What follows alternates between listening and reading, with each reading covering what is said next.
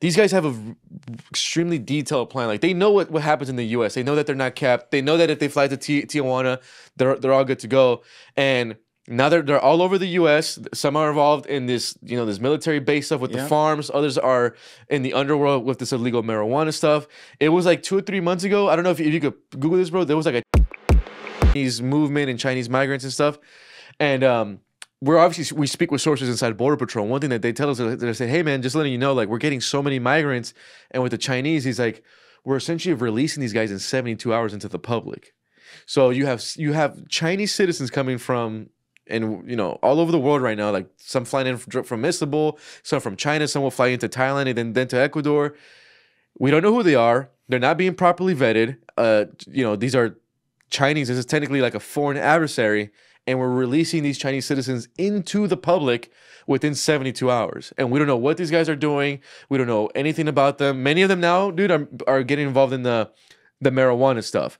The other one, like I haven't done any reporting on this, but I know Dr. Phil pointed it out, was like the Chinese setting up, I think, like bases or setting up next to military bases. So you have that issue as well. It was just all this, but the weird thing too, man, like I said, from a border report aspect, is just seeing them destroy the documents. Cause it's like, it's like, why would you do that? It was sketchy. The one that I also found is because I discovered those humanitarian visas that they've been issued. Some of the Chinese citizens have actually, that we discovered, have been issued permanent residency in Mexico. So technically, you technically found asylum, because in U.S. law, if you apply for asylum in another country, you're good. Like you can't even apply with us.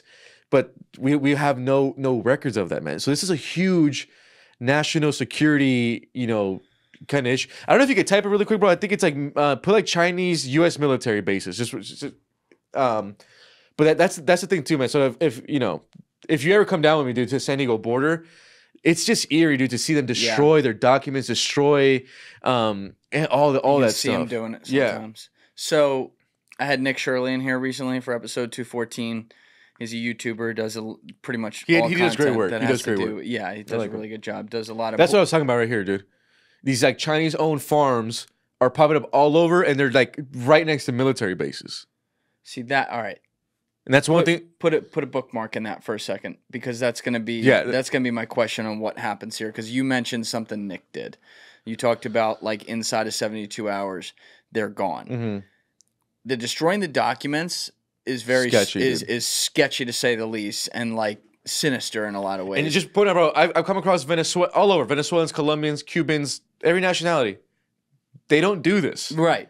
This is like solo. Strictly a Chinese thing. Hey guys, if you have a second, please be sure to share this episode around on social media and with your friends, whether it's Reddit, Instagram, Facebook, Twitter, doesn't matter. It's all a huge help. It gets new eyeballs on the show, and it allows us to grow and survive. So thank you to all of you who have already been doing that, and thank you to all of you who are going to do so now. So Nick was able to recover the directions that a lot of these guys are coming here with, which are written in Chinese, and he had it translated into English. And we're not going to pull it up and read the whole thing. That was in episode 214. I want to say that was like an hour 40 minutes in, hour 45 minutes in, something like that.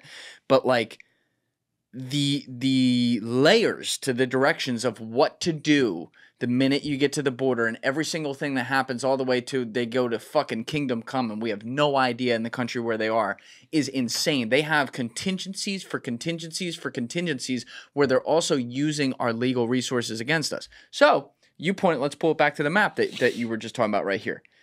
Whatever this is, and I'm less familiar with I haven't seen this map before. I've heard what you're talking about, but I got to look into this more. They end up at places like this because we lost them 12 layers ago, because at part 7 of the directions of 24, they were good. Like they were set. They're free. No one even knows who they are, to your point. Like it's crazy because we don't have their database. We have no idea who they are.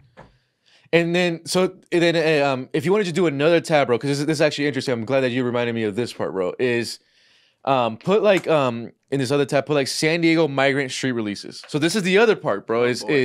So when you're in that San Diego sector, we'll be in Jacumba. You run into migrants. Those migrants, because of San Diego so overwhelmed, they're going to be released into the public within 72 hours, right? So then obviously as a reporter, we obviously are going to go to the migrant drop off. So one thing that we we were there, we see a lot of these guys, instantly street release, and then they immediately go to the San Diego airport and whatever. So I spending time there. There's a bunch of cab drivers. Obviously, these guys are like immigrant cab drivers. So I'm talking to these guys. These guys are like from Somalia, and obviously these guys wait there and wait for migrants to because they're making money, right? Dropping these guys to the airport. Nothing wrong with that. So I'm talking to the Somali guys. I'm like, hey man, like how long have you guys been doing this? Blah blah blah. And the Somali guys are pissed, and they're like, hey man, you need to start looking at the Chinese. I'm like, what?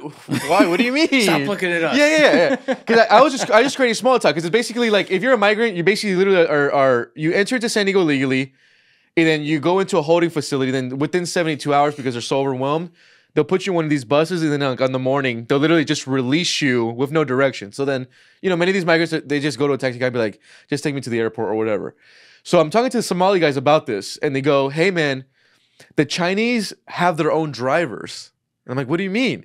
So he's like, look at the next bus. And then he pointed me to a street that was down where we were at. So basically down the street from this drop off is a whole lane of just Chinese drivers. Now I don't know what's going on, but there's a coordination here.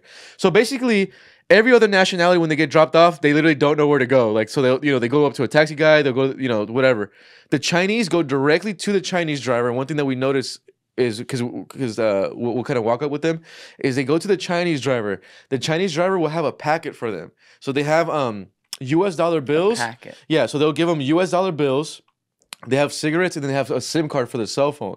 And then they'll go with that driver straight to LA, according to the Somali guys. And what they were saying is, the reason they were mad is they're mad from a business angle. They're saying, hey man, these Chinese guys are doing some illegal stuff because they're not even taxi drivers, but they're here loading up. So we obviously we kept reporting on the street drop-offs, but one thing that always just caught our attention and we didn't really fully understand is how the Chinese had their own drivers. These guys had their own package for them. They had US dollars waited for them, and then they had SIM cards, and then they would go straight to Los Angeles. So it kind of like a little bit more where you say, bro, there's just a lot of coordination with the Chinese nationals, and I'm sure what Nick saw, what we saw too in our reporting is these guys have a extremely detailed plan. Like they know what happens in the U.S. They know that they're not capped. They know that if they fly to Tijuana, they're all good to go. And now they're all over the U.S. Some are involved in this, this military base stuff with the farms. Others are in the underworld with this illegal marijuana stuff. It was like 2 or 3 months ago. I don't know if you could Google this, bro. There was like a Chinese citizen. Put like Chinese citizen El Centro, California. There was a Chinese citizen, bro, that he didn't stumble. He was found on a military base in El Centro, and like they were, it's like all these stories. There it is, like all right, Chinese migrants suddenly found on Suddenly found on California military base. The arrest of a Chinese national at a Marine Corps base in California is spurring many questions. The presence of Chinese nationals on American soil has been on lawmakers' radar for months, given the recent influx of migrants at the southern and northern borders and exacerbated tensions with the Chinese Communist Party. Republican Senators Joni Ernst and Marco Rubio are among nearly 3 dozen members of Congress who have requested visa changes through the Department of Homeland Security. They told Newsweek earlier this week that Chinese nationals' ability to enter U.S. territories like Guam through the Commonwealth of the Northern Mariana Islands without proper B-1 business or B2 tourism visas should be immediately addressed with reform. Bro, think about this story, dude. Julian, you and I have been living in the U.S. forever. We probably wouldn't even find that military base in El Centro. Like, and then this Chinese migrant who first time in the U.S. is able to locate it, and then look at that. Imperial Valley. So the El Centro sector, located in Southern California's Imperial Valley, has existed for nearly 100 years and covers 410 square miles and 70 miles of international border. It is home to 4 border patrol stations in the cities of El Centro, Calexico, Indio, and Riverside. I think we need a few more. 4? How many miles does that say? 410 square miles. We got 4 offices. Malaka, let's get fucking 100. Jesus. Bro, and then read that paragraph right here, bro. California has experienced an increase in Chinese migrants in recent years. There were approximately 15,700 Chinese migrant encounters at the U.S.-Mexico border in roughly the first 3 months of the current fiscal year, which began October 1st. Those numbers already surpassed the approximately 14,600 encounters in the entire 2023 fiscal year. Holy shit. Whoa. Okay. So I know, right, dude? It's like so many layers. There's a lot of layers, but there's two things you said back in there about them that makes this a lot easier. And unfortunately, you could use the phrase looks matter, right? They don't look like migrants and they have resources. They have money. So they can pay for it to get here. And then obviously they use our system against us. Now, if I wanted to be really simple and really broad thinking and probably land on the Captain Obvious scenario here, I would look at a country like China of, well over 1 billion people, enormous marketplace that has significant economic ties with the United States companies and markets, obviously, many of them. I would look at that and say there has to be quite literally a follow the money in the sense that you have public companies who are incentivized to have Chinese buyers who are backed by the Chinese government, can't do anything without their permission, and the public companies who are literally, in some cases, like small countries themselves, in their own interest to meet their quarterly report every fucking quarter, have to go to their politicians to say, hey, don't change this fucking shit right here. We need that money coming in. So they pay off the politicians who they then put in office to win elections on Tuesdays and Novembers, and then suddenly you have shit like this happening because now they're like, oh, well, that's what Chinese government wants. If we spend on someone else who's not going to allow that, maybe they'll stop economic ties with whatever company we are. Dude, it's just a complete disaster, this Chinese thing. And then, for a guy like me, bro, I was never even supposed to. It started off with I was already reporting on the border. Then we stumbled on, then the marijuana took me on a side turn. And then it kind of tied me back to the border with this Chinese stuff. And then now we're here where the Chinese numbers are ridiculous. They're gonna keep coming in waves. The other aspect is if you're the cartel in Mexico, is you're making a killing now because these guys are paying 30 grand to be smuggled in. You're getting your fentanyl precursors. It's just going super smoothly. And then I spend a lot of time in Tijuana. You go to the Tijuana airport, you think you're in like Shanghai. It's literally just Chinese nationals flying in, and then where they're going, man. And it's just it's just this kind of crazy cycle, and the U.S. government or whatever, or immigration policy wants to act like it's not happening. And look, this is only one angle of all this. I mean, covering the border, bro. We could dive into other things. We've been following the Venezuelan and then the Trinidad gang. But the Chinese, to me, one is one of the more fascinating angles just because of the relationship we have with China and the fact that we literally don't know who these guys are, dude. What's crazy? It was like 2 years ago. I would still say like spring 2022. You couldn't talk about China. I was like, don't talk about that. And then suddenly, sorry to people who've heard this on other podcasts. I've told this story, but I remember one of the pure Washington-y, moderate but totally statist type think tanks. Maybe it was. I don't want to say the name. I can't remember what it was. But one of the think tanks in Washington released some paper that then got a lot of tweets and traction in maybe June 2022. Basically, and I read it, and I'm like, wow, this is hardcore, like against China. And I called up Danny Jones from the Dan Jones podcast, my boy. And I was like, yo, I think the China conversation is going to become mainstream. And I'm telling you, within like 6-7 months, suddenly it was like YouTube wanted content on China and everything. I was like, oh, that's really interesting. And so part of me goes, okay, now it's starting to become more bipartisan that people are looking at this. And as we can see, like there's congressmen who are commenting on this stuff or whatever.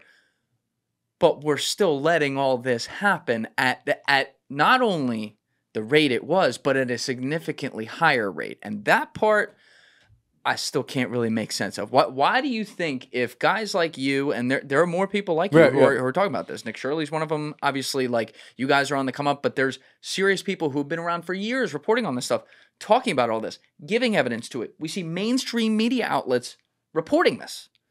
Why is it getting way worse? Why are we not curtailing this at all? There has to be something there with the Chinese guy. I don't know. It doesn't make any sense. Back in... And then after we put out the first documentary on the marijuana stuff, I was invited to Washington D.C. to speak with congressmen and everything. I'm sorry to hear that. Yeah, and they wanted to speak to me. They wanted me to present them my reporting on the border, which I did. But mid convo, I switched it to the marijuana stuff because I was like, the border stuff. You guys know about it. You can turn on the. This is the stuff that we really got to get after. I'm like, I don't know if you guys know this is happening in. It's one thing to always make fun of. Oh, that's liberal California. It's in Oklahoma. Yeah. It's in Maine. It's in New Mexico. It's now in Southern Oregon. And it just has exploded. Almost like these guys are laughing at us, man, because they're making so much money in the underworld. At the end of the day, if someone gets arrested in these, talking about the marijuana stuff, it's these guys who get like recruited and then never get paid. The big bosses always get away with it. The Mexicans are laughing at us too, man, in their criminal underworld with working with the Chinese because they're making a killing off smuggling, getting a bunch of these guys in. It's just like a complete disaster. I don't know where this goes. I don't know how this stops. This is gonna be the other problem too, man. Is China gonna be even accepting? It's one thing to like, let's say we apprehend someone who's in the country illegally. Is their home country even gonna take in the deportation flight? Like right now, Is it going to take him what? A deportation flight. So like right now, U.S. and China don't have an agreement to be actively taking Chinese nationals who are deported. So then you have, because we're running in that issue right now with Venezuelan nationals. Hey, dump them in the Indian Ocean. Don't do that. That's a joke. Just to be clear. Please don't do that. This whole thing, man. Yeah, it's been just a complete disaster. I mean, we'll kind of see where it goes, but like you said, it's become a little bit more mainstream. I heard about the Chinese farm thing from Dr. Phil's talking about it. So that's Dr. Phil's talking about a lot of shit. He's talking about you can't get more mainstream than Dr. Phil. So Dr. Phil's having a wake up Dr. Phil. I have no idea what's going on there, but these suddenly past 2 years he's just like I'm like, wait, you're doing a lot more shit that's not doctor stuff, but okay. But yeah, I mean, I just. It blows my mind when you see the evidence guys like you are able to just capture. There's sometimes with an iPhone, like, oh, look, here it is happening again. And yet, I guess because people aren't there, there's enough that they go about their lives in the other, 40 states that are unaffected right there. And it doesn't get through enough. But now you'd think with YouTube and Twitter and all these things to be able to get the word out. I mean, I see so many of these. It's like, even if you say, okay, 50% of them are selectively edited. Yeah. 50% of them aren't, bro.